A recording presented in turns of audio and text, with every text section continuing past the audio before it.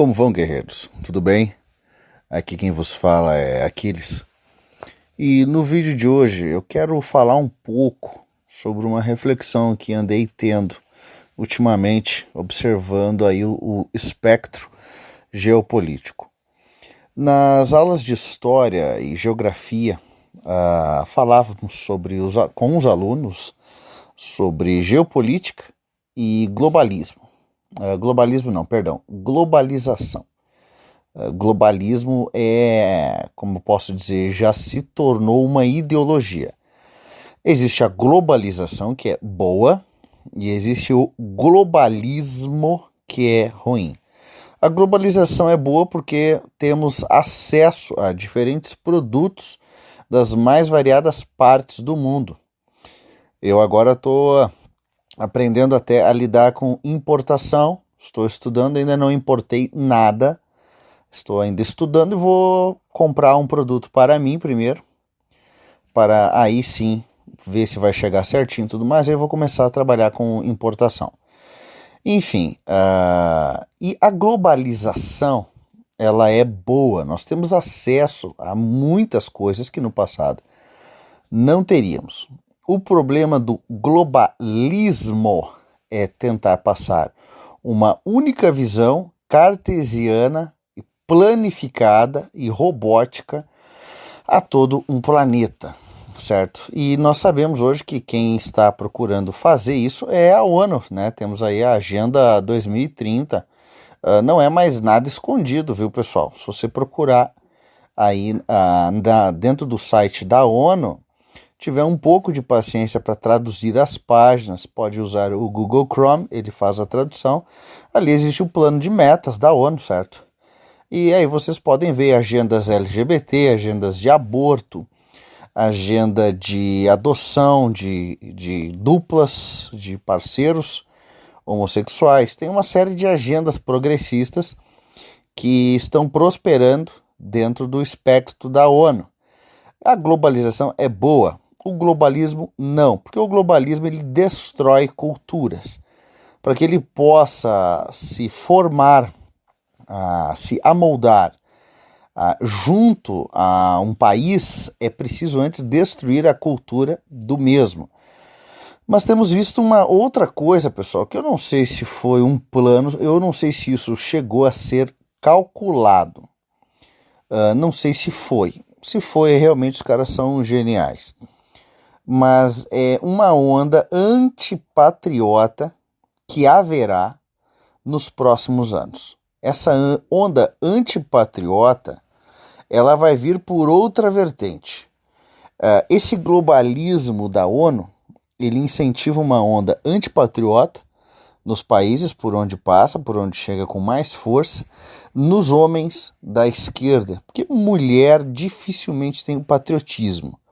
O patriotismo da mulher é muito ligado ao sentimento e parecido com o que um gato tem com o lugar que vive. O gato, ele não é amigo do dono, ele é amigo do lar.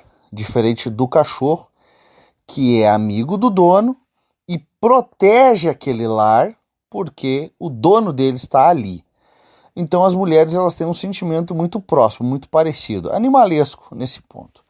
Ela quer proteger o terreno dela, ela gosta do terreno dela, ela está confortável ali. O homem, ele pensa um pouco diferente. E o que acontece? A esquerda já tem trabalhado esse antipatriotismo nos seus militantes já há décadas, pessoal.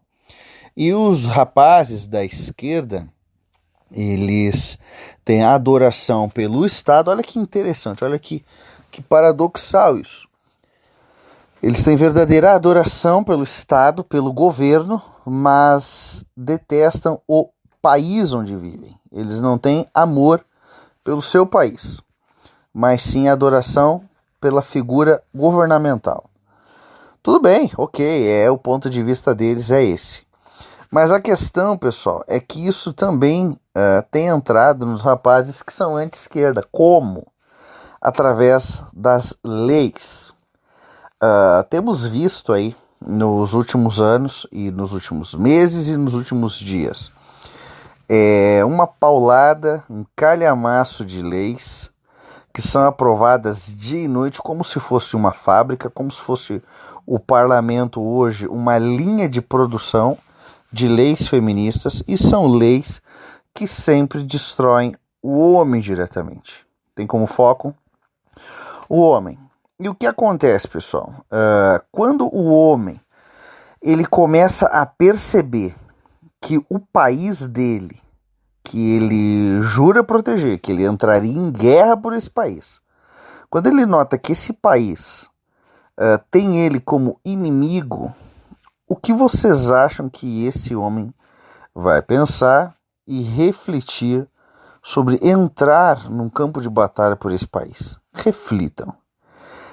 Num passado recente, o Brasil participou da Segunda Guerra Mundial, aí com cerca de 25 mil soldados. O Brasil, pessoal, para quem não sabe, o Exército Brasileiro é um dos responsáveis pela libertação italiana do poderio alemão na faixa gótica. Monte Castelo, Livorno, toda aquela região da faixa gótica italiana tem cemitérios, tem estátuas, tem praças inteiras em homenagem aos nossos pracinhas brasileiros, que foram verdadeiros heróis.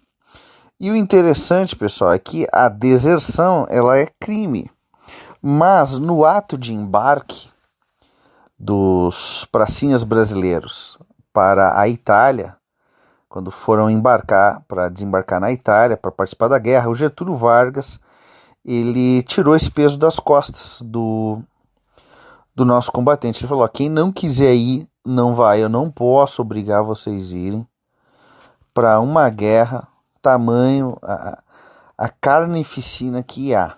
E a guerra, pessoal, a Batalha de Monte Castelo, foi considerada uma das mais violentas e sangrentas de toda a Segunda Guerra. Isso é estudado inclusive na Itália, né?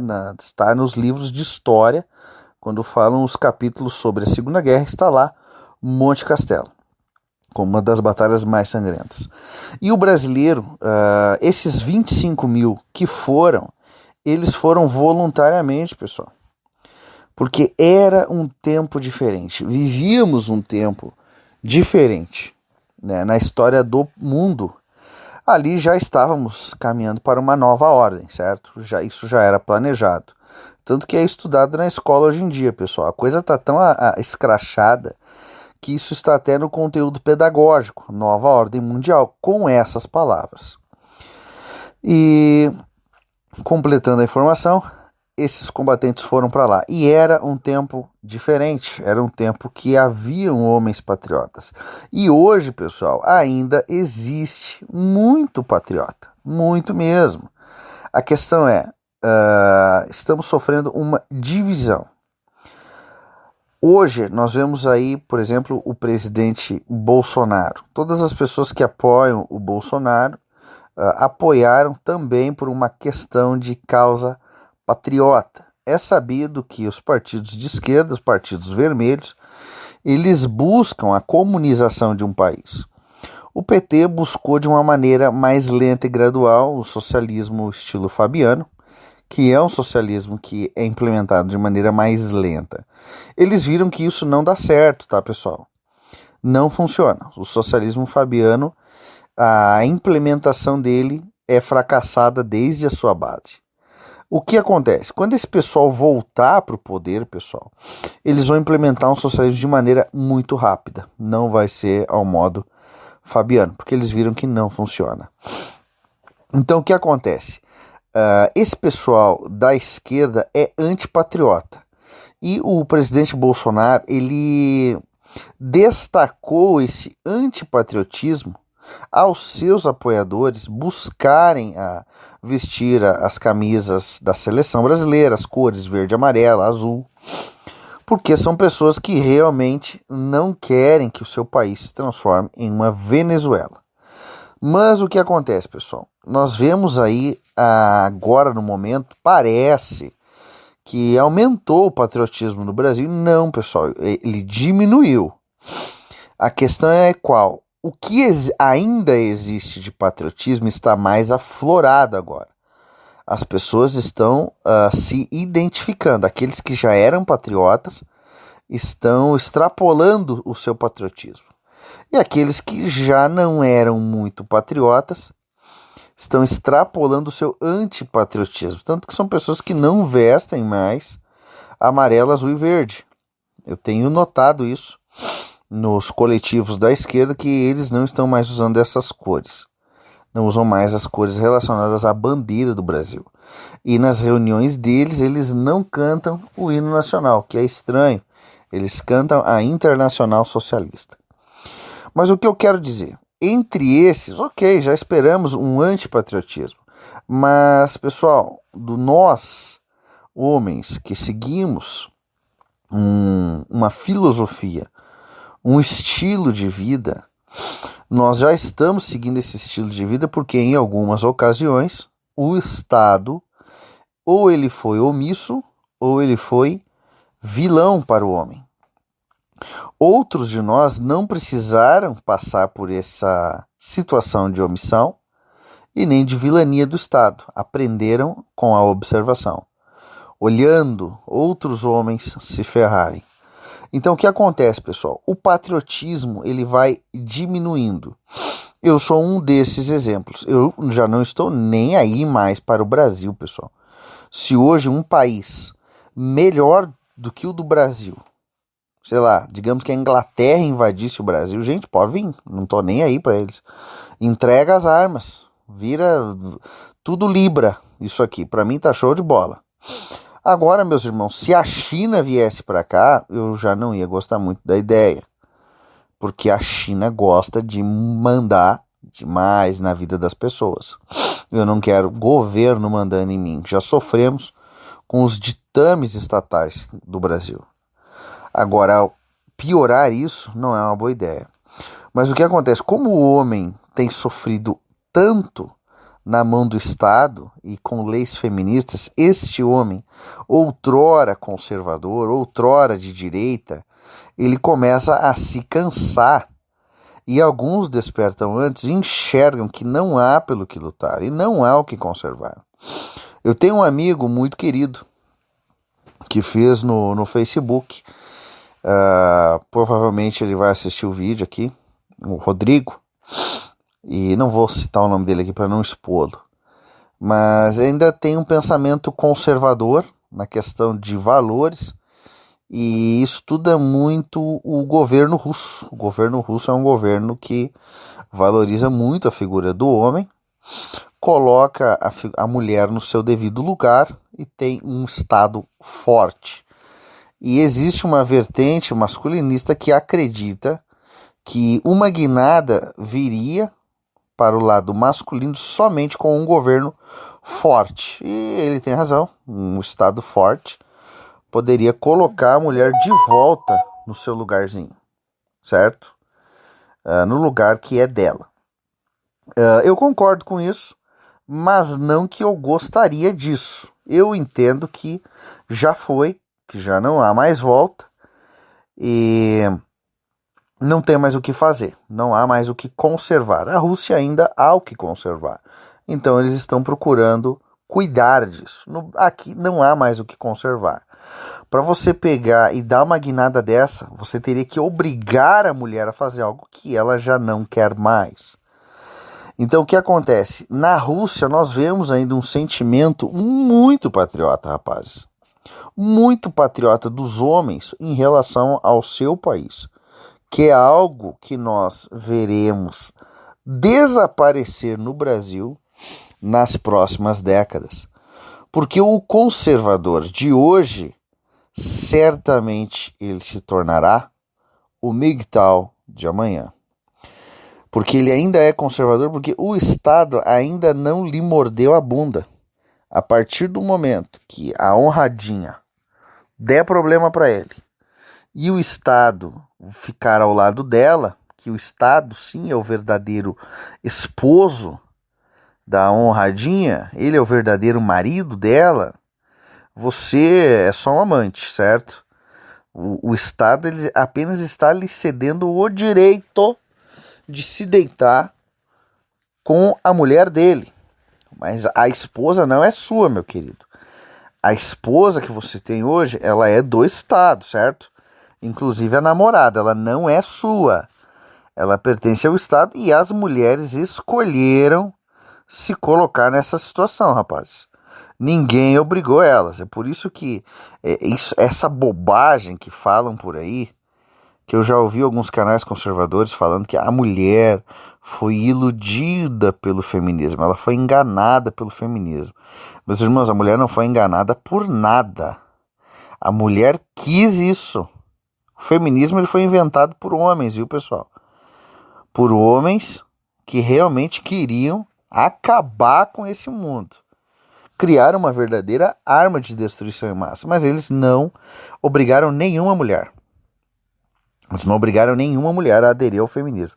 Elas aderiram por causa da sua própria maldade, por causa da sua própria concupiscência. Não lhes foi oferecido nada que tivesse sido forçoso receber. Elas abraçaram o feminismo de braços abertos. E com esse abraço ao feminismo, o Estado começou a punir o homem. E esse homem, por sua vez, ao ser punido pelo Estado, pelo seu país, ele não se sente mais compelido a defendê-lo patrioticamente. Vocês conseguem entender o que eu quero dizer? Não é só eu, rapazes, que pensou e refletiu sobre isso. Muitos de vocês também. A diferença é que não falamos ainda sobre isso. Mas muitos brasileiros já têm deixado de ser patriotas e outros deixarão de ser em um futuro próximo. E o governo ainda acredita que o nosso governo, pessoal, hoje no Brasil é um ônibus desgovernado. É um ônibus desgovernado e todos os passageiros querem ser motoristas. Vocês entendem o que eu quero dizer? É como se todos os passageiros se tornassem motoristas. Todos eles querem dirigir o ônibus à sua maneira. E um cachorro com 2 donos passa fome. E hoje nós temos um parlamento no Brasil que não analisa futuro. Ele analisa somente o seu presente e um futuro a curto prazo que o reeleja. Então, os parlamentares eles não estão refletindo sobre o impacto destas leis anti-homem que têm sido aprovadas no parlamento e sancionadas pelo presidente. Eles não estão entendendo que isso levará o país a um antipatriotismo de armário. Não é um antipatriotismo exacerbado, viu, pessoal? Que nem o da esquerda, que é aquele antipatriotismo que eles falam, não. É pior, será um antipatriotismo que o homem ele não vai falar nada, ele não vai comentar. Simplesmente ele vai perder o amor pelo seu país, porque o seu país, ao invés de protegê-lo, lhe puniu apenas por ser homem, e quando menos esperar, sofreremos o golpe. Em contrapartida que estamos vendo alguns países que estavam permitindo essa onda globalista, como China e Rússia, indo no caminho inverso, valorizando a imagem do homem e desvalorizando a imagem do homem efeminado, que realmente é o que destrói um país. Um homem efeminado, pessoal, ele é altamente destruidor para um local. E quando eu falo um homem efeminado, eu não falo dos gays, viu, pessoal? Não falo de gays, nada contra, mas eu falo assim de homens efeminados, ou seja, homens que não têm colhões para fazer aquilo que é preciso e ainda se comportam de um jeito feminino, como se fossem mulheres. São homens sensíveis demais, são homens que choram o tempo todo, são homens que ainda esperam que o governo faça algo por eles. Enfim, o homem efeminado, o homem com traços femininos, com adjetivos femininos. Esse homem, ele é altamente destruidor para o país ao qual ele faz parte.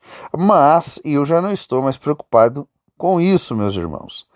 Eu caí sim estou caindo fora do sistema mais rápido do que eu previa e eu não estou nem aí mais para essa questão patriótica. Ser patriota nunca colocou comida no meu prato e nem no prato de nenhum de vocês. Então, meus irmãos, aqueles que são mais novos, prestem atenção ao longo do tempo e vocês verão um antipatriotismo crescente que inclusive vai abrir brecha para que outros países que tenham homens mais patriotas e valorizados pelo seu governo tenham forças, inclusive, para entrar aqui, aonde habitarão homens fracos. Por isso é hoje, meus irmãos. Até mais. Força!